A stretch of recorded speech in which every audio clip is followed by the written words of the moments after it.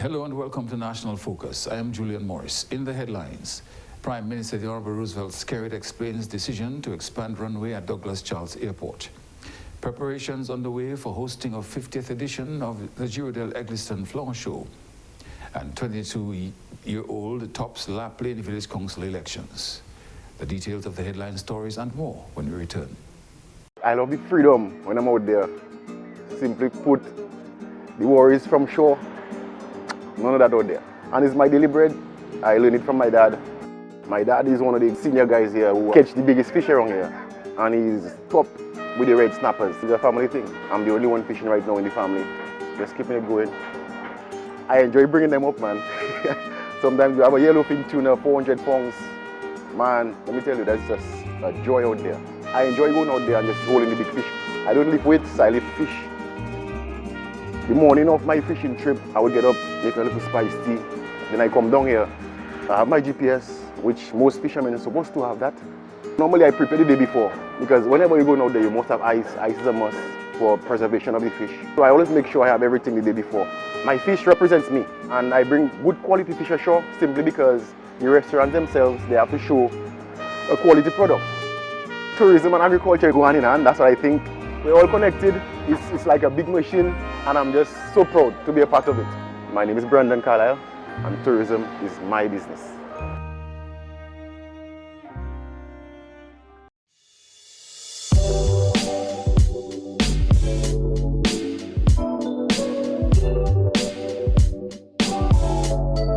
Welcome back. Prime Minister the Honorable Roosevelt Skerrit has explained the reasoning behind a decision to extend the runway at Douglas Charles Airport. Prime Minister Skerrit says the runway extension is necessary to ensure continued flights from the U.S. mainland to Dominica. What American Airlines have said to us and a couple other American-based airlines have said to us is, look, two things. One, give an extension of the runway so that it gives them greater comfort.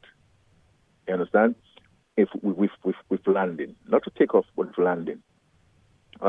Especially when it is raining, the tarmac, the runway is wet. It gives them that extra comfort and so forth. Because one has to appreciate that you cannot take off from the sea end. You understand? But there are times they land from the sea. You see, and if you have to, it's wet. You have to. This is what they're saying. Give yourself.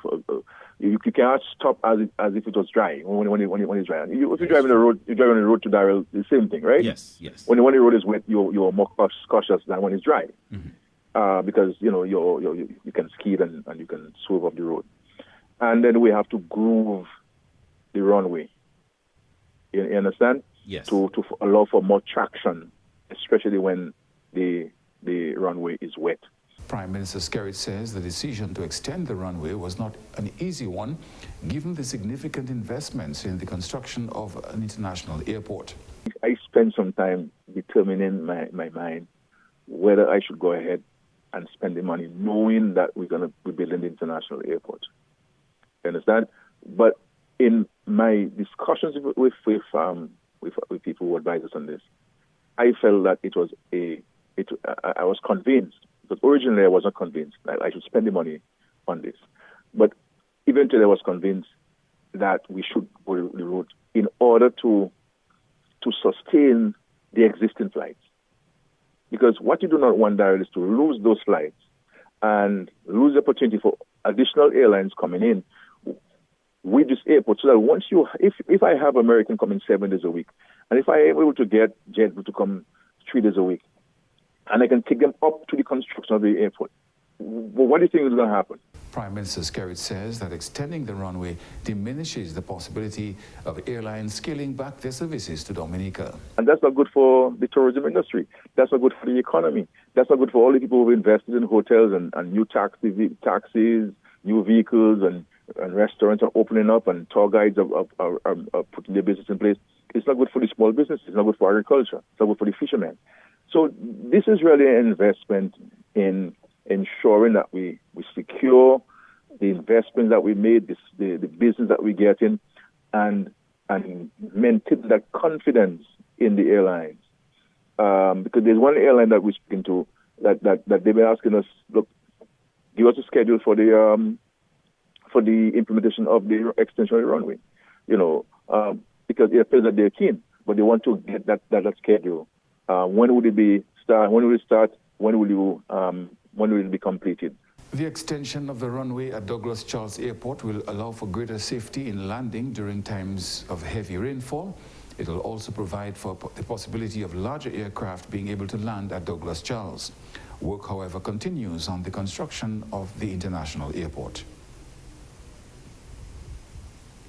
The Girodel Eggleston Flower Growers Group is in full preparation mode for the hosting of the 2023 Girodel Eggleston Flower Show. This will be the 50th edition of the flower show since its inception in 1973. One of the founding members of the flower show, Elizabeth Alfred, is happy to see the 50th edition of the show. She says they are ready to host this year's edition. It's a flower show market fair. We expect them to view the floral arrangements as in the past. Then we have the market, part of it, where plants will be on sale right on the site. And of course, when we started the first year, all we had were flowers at the schoolyard. And we have grown since that. We have a permanent site now for the flower show. So the grounds are very beautiful, I must say, although we are struggling with the weather condition now, okay? But I think the grounds are very beautiful now. I think we are ready. We are ready, yes. When you look around, you can see the grounds are already ready because we have a full NEP group. Thank God for that, NEP group working on this site. The show is set to begin on May 27 and will run until Tuesday, May 30. It starts on the 27th. We have the official opening at 10 o'clock at the chapel, and the church helped us a lot. We used to use the church building actually for one of the sites for the flower show in the past, and we've got a lot of support. The church committee at one time coordinated the flower show, and now the flower growers group is doing it. But we have the official opening at 10 o'clock, and followed by the viewing of the show. It will be opened on Sunday and on Monday and Tuesday at 11 o'clock every day, up to 8 o'clock in the night. Miss Mary Benjamin, who is also councillor and a member of the Girodel Eggleston Flower Growers Group, says preparation works are progressing smoothly. Honestly, it's coming along good. I'm doing all the painting, all the tires, the hall, all to do with painting. And after I want to power wash. Everything is going good. Like last year, we were expecting a huge turnout. Like last year, people want to get the flowers, people want to visit the garden, so many things is there to see. So I think it's going to be a big turnout compared to last year. Meanwhile, Member of Parliament for the Roseau South constituency, Honourable Shakira Lockhart Hippolyte, commended the Flower Growers Group for its work over the years. Our theme this year is 50 years and blooming. And it shows, and I really want to give kudos and to thank the members of the Flower Growers Group who have been working tirelessly over the years to protect that industry. The Sybil Alfred, who you just interviewed, has been very instrumental in ensuring that the flower show event is one that is sustainable.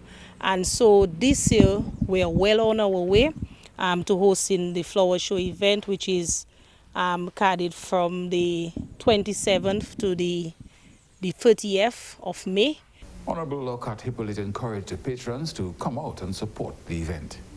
I want to encourage the patrons who love flowers to come, and this year they will see the traditional type of flower show where you have the floral arrangements. It will be different from the event that we had last year, the Enchanted Garden event, and there will be lots of plants on sale. All the people within the community who are involved in flower growing will be on site selling their various plants. So you'll get a wide variety of plants at a reasonable price.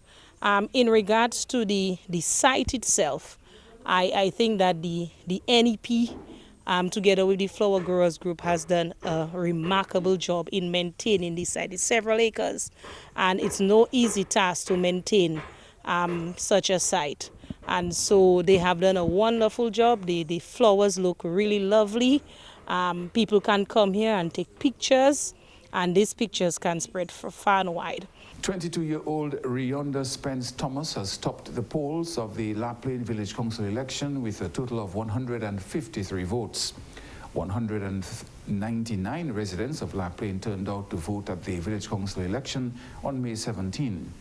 Presiding Officer Bertha Warrington delivered the election results. In first, we had 8 persons contest this election. In the first place, we have Rionda Thomas with 153 votes. Second, Ashworth Corbett, 136. The third place is Ella Loda, 110. The fourth place is Denison Joseph, 104. And on the fifth place, Elkin Vigilant, 99. She spoke positively of this year's turnout. And it's a bit better this year because at this polling station, EO1, that's the main one, we had 198 voters. Casgary, Laron, a small hamlets. Turnout was not that heavy, but it was okay for me. And then people really turn out this time to vote, and I think that's a new set of people on the council after 9 years. Meanwhile, top candidate for the election, Rionda Spence Thomas, says she feels confident for the future with the initial support she received from the public in this election. It's a good feeling. I'm very confident that the people of La Plaine came out and they wanted what's best for La Plaine. I want to say thank you to everybody who supported me, the diaspora for the overwhelming support, the young people, especially the young men of La Plaine who've been advising me and encouraging me to go up. My great-grandmother who is not well but decided that she had to vote for me today. My family who is my support system, though they couldn't vote. Everybody cannot vote in La Plaine, but they gave me their support, and it's a very good feeling. And I'm telling people that we're ready for change. I am ready for change. Ms. Thomas says community tourism and employment are her primary focus as newly elected community member. Community tourism is big on my list. As you know, La Plaine is the home for the Sari Falls. If you watch cricket, you know the T10 League, the Sari team is there, and the team has never been to the falls. The team has never done a photo shoot at the falls. That's big on my list, to fix the trail, fix the road there, to have trained tour guides. We have a lot of young people in La Plaine that deserve opportunities. Also on my list is employment, not just NEP, but for skills, for trade, for craft, for salons, that kind of thing. Another thing on my list is the Goat Fest. La Plaine was big for Goat Fest, and that was a big activity. Recently it went down the drain, and I want to bring it back along with my future colleagues. So Goat Fest is big on my list as well. She spoke of the importance of elderly appreciation and discipline in restoring her community to its former glory and her hope for the sports field in the area. Elderly appreciation. We cannot become somebody if we don't know where we're coming from. And I want to get together at least twice a month for twice a year with the elderly to hear their stories, hear who they were. Another thing on my list is discipline for the young children. Before, when I was growing up, La Plaine was, it takes a community to raise a child. And I think we've gone away from that. And I think it's time that we bring back the big brother, the big sister programs to help our young people. And last but not least, I am big on the Early Stars Football Club, and it is my goal to help the football field become a field and the home of the Early Stars FC, where they can play Premier League games surrounded by fans, friends and family. Parliamentary representative for the Roseau Valley constituency, Dr. the Honorable Irvin McIntyre, is commending the people of Mount Prosper for their resilience in times of disaster. His comments comes as Sunday, May 21, marks the 40th anniversary of the worst traffic accident in Dominica's history. On May 21, 1975, a truck loaded with passengers left Mount Prosper for a Pentecostal crusade at the Windsor Park. The driver lost control traveling downhill, and the truck plunged over a precipice. 30 people lost their lives in the accident, with only 8 surviving. Dr. McIntyre says the village did well to recover, seeing as psychosocial support systems were not available then as they are now. Today, whenever there's an incident, whether it be a climatic incident, whether it be some, like recently in Mount Prosper, we had a suicide murder incident, then you see the system comes up, and then we provide psychosocial therapy. The system comes up, and we have to do assistance, financial assistance. The system comes up, and sometimes we have to do housing assistance. But those days, those things weren't in existence. So if you ask me, for a community to lose 30 people, some of them the main bread earners in their family, And nonetheless, the community has bounced back and have thrived. But that's all because they came together as a community, helping each other. So you have to recognize the resilience of the people of Mount Prospect. Even besides such a tragedy, they have come back and they have remained to be a very productive village. Dr. McIntyre believes that unity amongst the people played a great part in their ability to recover from this tragedy. When you listen to some of the stories of some people losing 6 sisters, who lose their mom, their grandparents, it was really a tragedy. I remember it very clearly. I was a young boy then, and just across the river, Forkani, where we lived, and we heard the wailing and the screaming, and then my elder brother, that's Colin McIntyre, Curtis Bruno, and all of them, they came up to be part of the search and rescue. But that was a really tragic moment. But the people have stayed together, they have comforted each other, and they have continued to strive and to thrive. And granted, many of them still have their painful and their sorrowful moments in their own silence and privacy of their homes or when they come here to visit. But they have remained strong and they have really helped each other. They have lent a shoulder for each other to lean on, and that's important. DBS Radio on Monday, May 15, held a live broadcast from the accident site where a monument displaying the names of the victims and survivors stands. The broadcast allowed for stories of the accident from family members of victims, survivors, and first responders. You are watching National Focus. More when we return.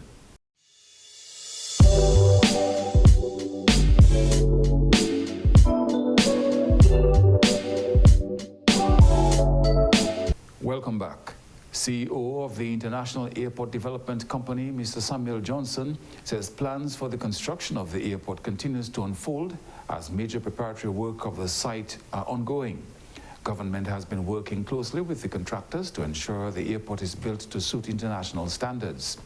Mr. Johnson says a key part of the developer's role is to ensure there are quality control tests. A brand new national laboratory has been built, which will enable the ongoing testing of concrete and asphalt and soils. The geotech study that is ongoing is also going through there in terms of the soils testing that's going on. I think at last update we were roughly at 160, 150 boreholes. Okay. And that I know there was some discussion as to, well, how can you start construction without completing the geotech study?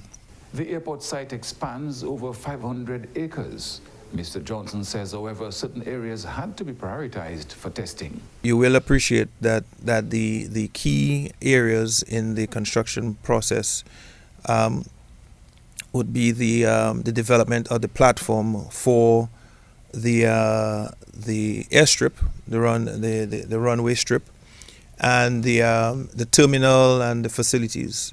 So those areas have been prioritized in the geotech testing, right? So you'd start from the center and go out to be able to build a profile.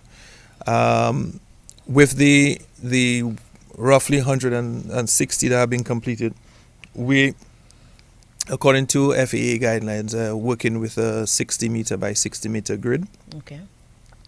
To ensure that we get a complete and cohesive appreciation for all nuances happening in the area. Mr. Johnson explained why the terminal sites were cleared first. One of the key areas that we started first was the site which is located where the terminal, and the landside facilities are going to be located. And why did we focus on that area? Because that area was the area where a lot of the cutting was going to happen. One of the things the designers tried to do is to ensure that there was a balanced cut and fill, where 60% cut, 40% fill, knowing fully well that some of the cut material would not be suitable for fill.